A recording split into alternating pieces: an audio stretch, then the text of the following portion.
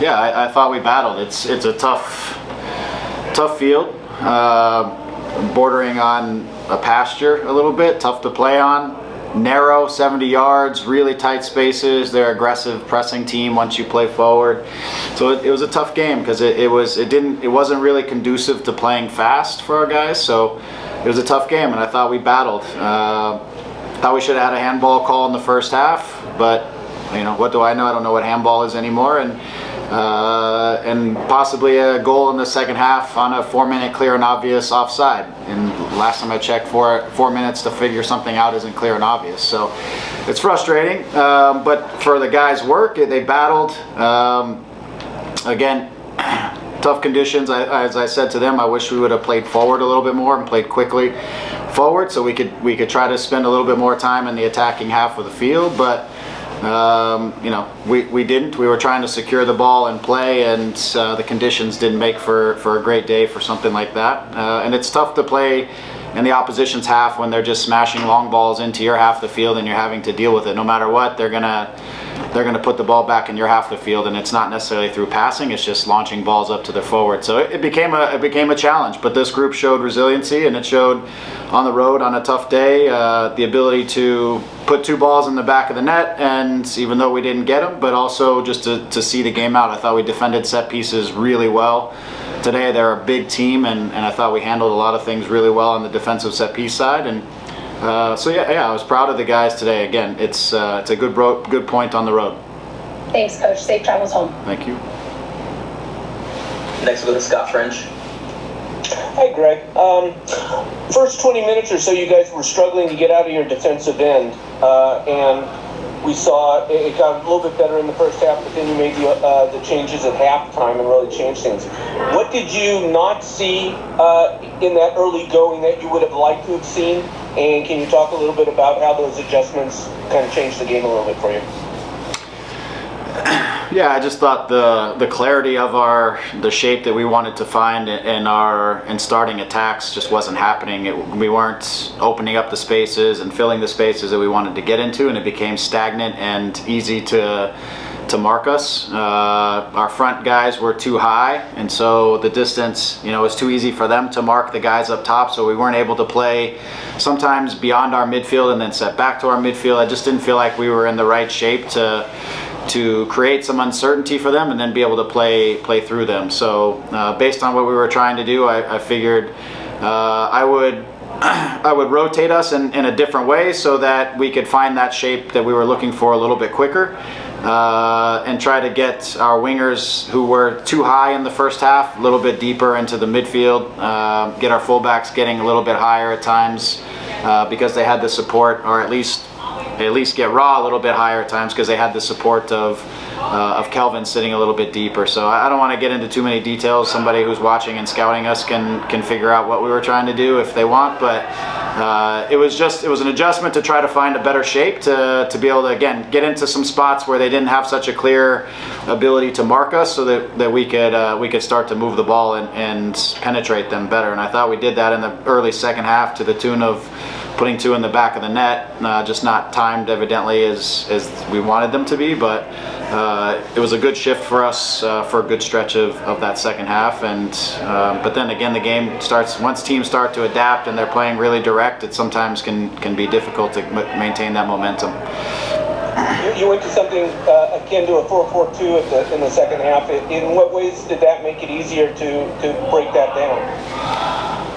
Yeah, again, it depends on a 4-4-2, 4-3-3, call it whatever you want. Nobody stays in the same shape when they have possession, and rarely do teams stay in the same shape when they defend as what they attack in. So we looked like a 4-3-3 or 4-4-2 defensively, but that's not what we were doing in our setup. We were changing our shape in the setup to try to do a better job of changing the angles of our entry passes and put players into different spaces where I felt like we could open up their midfield a little bit more, overload the midfield a little bit more. So that was the adjustment. Some of it was just bringing our wingers lower into sort of midfield positions. Give our fullbacks a little more space to get high, at least on one side. Yep. And lastly, have you ever been part of a game before in which there were no shots on goal? No, I only lost a championship to a team that had no shots on goal in 120 minutes, but I've never been a part of one where neither team had shots on goal. Thank you, Greg. Yeah, I didn't realize that, by the way. Interesting. Next, we'll go to Damien Kelvin. Hey, Greg. Just wanted your thoughts on Douglas Costa's performance tonight. I thought he was probably one of his better ones since he's been around, since he's been to the group.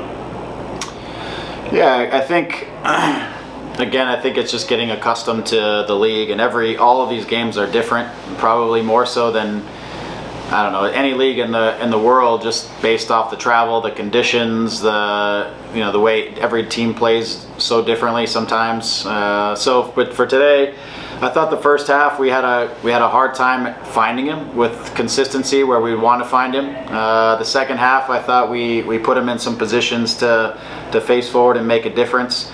Again, it was a game that was tough for guys who want to dribble or who play make from those types of position, because the field was bouncy and it was not easy. But I thought he took up some good positions. I thought he found some good balls when we were able to get him facing forward and looking at their back line. So again, I think some of this it was good for him to get 60 minutes back under his belt, because it's again finding a little bit of rhythm for him after the break from the injury that he had. So it was nice, but this was a tough game for everybody, just the conditions and the speed at which pressure was showing up and how aggressive they are at stepping and pressing. It became a challenging game for everybody, but he certainly found some moments to impact things. Oh, sorry about that. No, What's the good. status of Victor Vasquez? Victor had a grade 1 hamstring issue. It was just in the preparation for this game, very innocuous situation that where he went to strike a ball across the field and just it kind of grabbed on him. So he's not available for this one, and we'll see how it progresses towards the end of the week. Thank you. Next, we'll go to Josh Gusman. Hey, Greg, thanks for taking the time. You mentioned the set piece defense. You guys had to defend a lot of set pieces tonight. Clearly, it looks like there's a step forward there. What have you been working on? What did you see from that set piece defense in this game? Yeah, I thought we did a good job in terms of the timing of our drops. I thought our guys who are, we have a bit of a hybrid setup with some zoning guys and some guys who are man on man. I think our guys that are man on man were good and obstructing the runs and throwing off some of their timing. And our guys who are in the zones were attacking the ball. And sometimes I feel like we get passive, or even at the marking point we don't get our body on players and we allow them just to get to whatever spot. I think we're just more cohesive about everything that's going on. The guys who are marking are doing a better job. The guys in the zone are doing a better job when they're wide set pieces being whipped in. I think we've got a better sense of our responsibilities and roles, and our timing has been better, and we've managed things better. So yeah, it's a little bit of work, but a little bit of just concentration, and also just everybody's a little bit more attention to detail in those situations. And they're a big team. They've got some guys with some real size on their team, and we did a nice job of managing it. And Julian Araujo's been a little inconsistent to start the season, but from at least what I was able to watch, it looked like he was pretty stable tonight for you. What have you seen sort of in his maybe last 90 or 180 minutes? Yeah, I thought he was solid tonight. We used him in a little bit different role in the second half, and that was a part to do with how we wanted to set up with the ball, and I wanted to keep Jules on the field. So he defended in a little bit more of a midfield position, but he attacked in a wide sort of low wing back position, which isn't something he's done a lot, but I knew he was in front of me, so I could talk him through some things during the course of the game. But I thought he acquitted himself well on the day. I thought he dealt with things. He's finding a little bit more patience on the defending side, which was better tonight. On the attacking side, I want him to stay aggressive. Some things didn't go in his favor in the early part of the season. I know he was just trying to clean some of that stuff up, but I don't want him to get passive, because his goal is his ability to get up and down the sideline, to join in on the attacks, to be aggressive. Those are all the things that he's good at, and I think when you're involved in a few goals, and sometimes that can gnaw away at your confidence, and I feel like he's getting that back after a couple more 90s that went all right for him. I think he's starting to get that comfort level again. Thanks, Greg. And we'll close it out with Alex Ruiz. Good evening, Greg. Kelyn Rowe started this game as a defensive midfielder and then moved on to right back in the second half. I'm just curious to know your thoughts of what you've liked about him so far and why you've kept him as a starter for 3 straight games. Yeah, he's experienced, he's smart, he's methodical. I think he gives us, like today, I had options, when he was there. I wanted to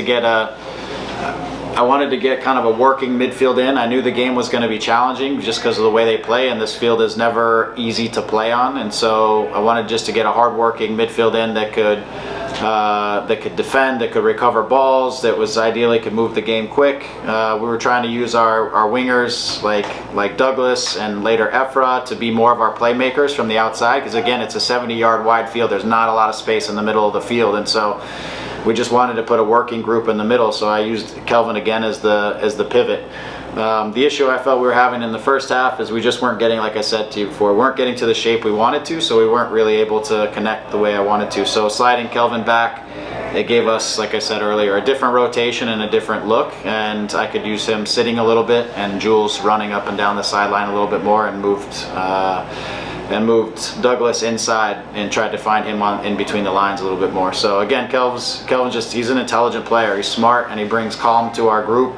He's a communicator from the back to the front, which not everyone on our team is that, and he gives us a little bit something there that is that's different. So that's why, and it's helped us out. Last week it was a little bit of by necessity because Mark was out and we were looking at how to fill that defensive midfield, and Sash wasn't really available either. So sometimes we just adapt and take a look at some things depending on the conditions and the opponent and stuff like that. So I thought he did a nice job.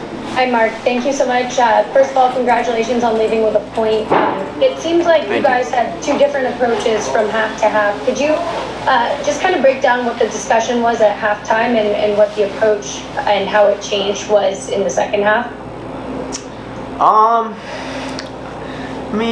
We just kind of put Kelvin at right back, moved Julian a little higher.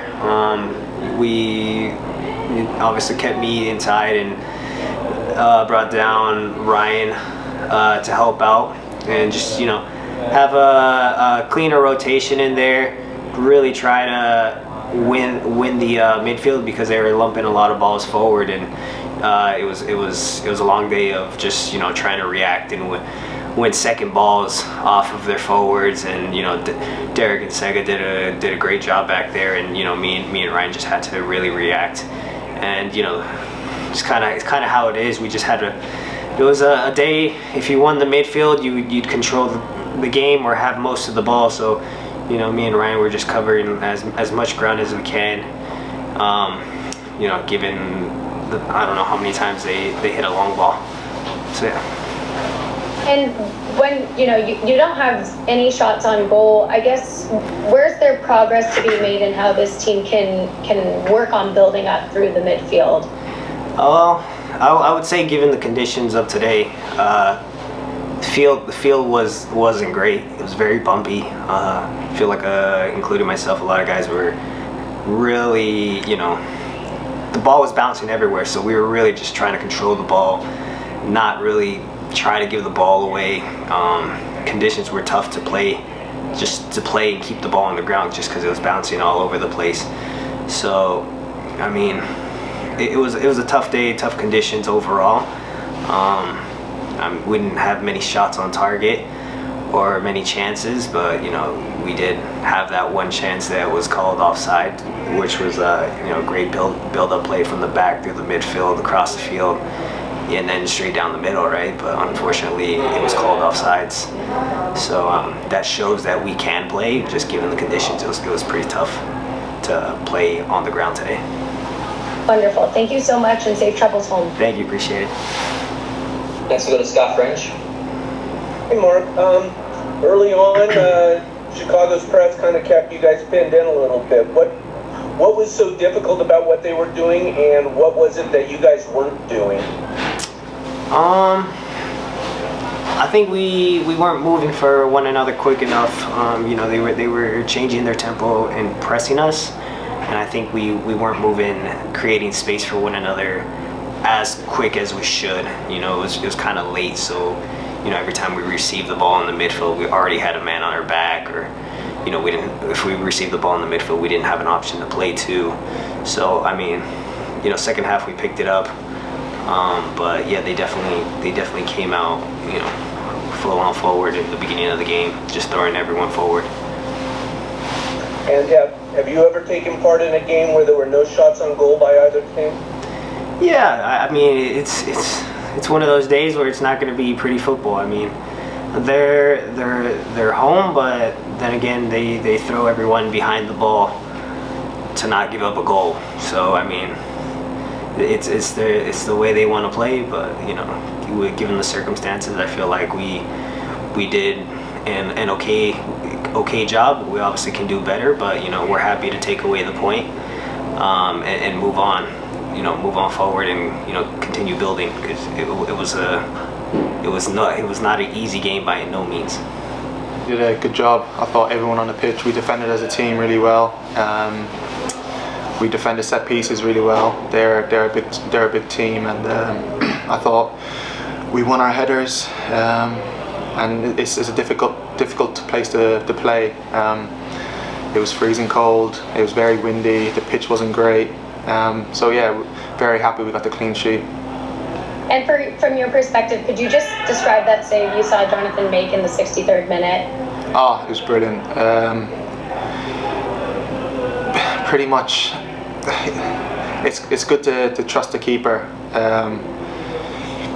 So when he broke through, in my head I'm thinking Bonnie's going to save this, just because how good he's been since he's been at Galaxy, and he did so well to come out, made the striker make a decision, and he read it perfectly, dived down, and it was a massive save. And yeah, brilliant from him to keep him 0-0.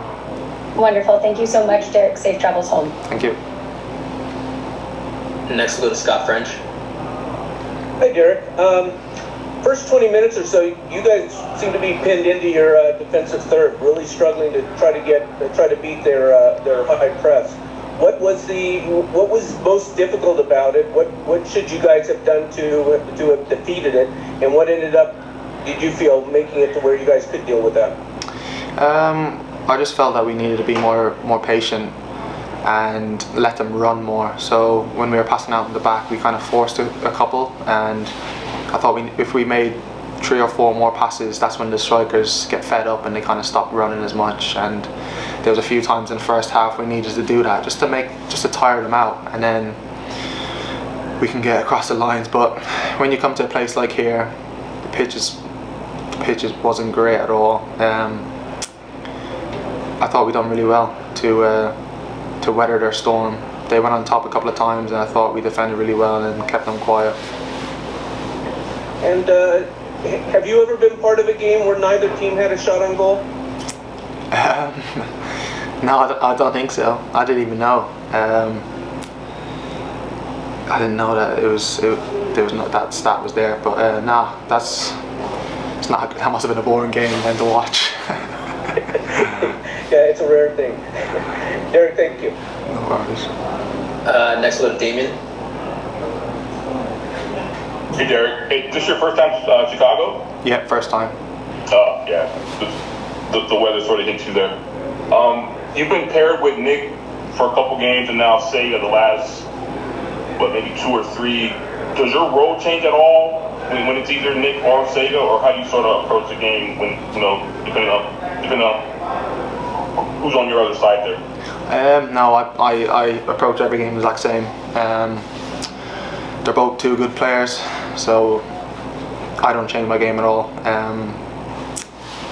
Yeah, they're both 2 solid players, and I feel like I bounce off both of them really well, so no, I don't change my game. And then what's been this group, for the last couple of years, guys, you have struggled to keep the ball out of the goal, but this year, this is a group that's capable of throwing shutouts pretty frequently here.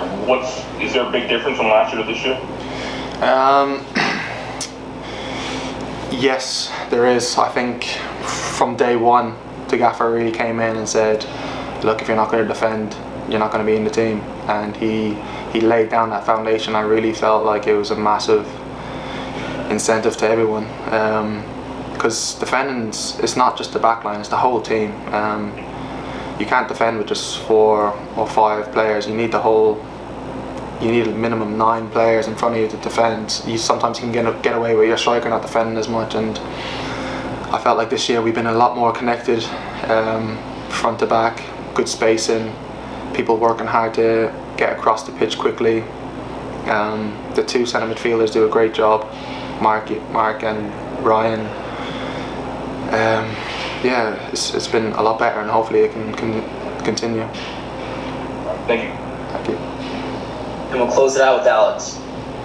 Good evening, Derek. Early in the year, especially in the game against Seattle, the team struggled with set pieces. This game, you guys did pretty good, trying to limit the amount of chances Chicago had on set pieces. What kind of improvement have you seen since that game, and how serious has this team taken defending set pieces and making sure they don't allow any second chances for the opposing team? Yeah, we took it very serious. We conceded too many at the start of the season. I think in pre-season we even conceded a couple, so it was something our defensive coach Dan took really seriously, and he's worked really hard, and he's changed a couple of things, and luckily enough it's been working, and I feel like everyone knows their job, and everyone's wanting to put their head on the ball and clear it, and they take pride in keeping a clean sheet, and especially not conceding from a set piece, because to lose a game by a set piece it's really a gut killer. It's disappointing, so we didn't want to have that feeling again. Thank you, Derek. Safe travels. Thank you.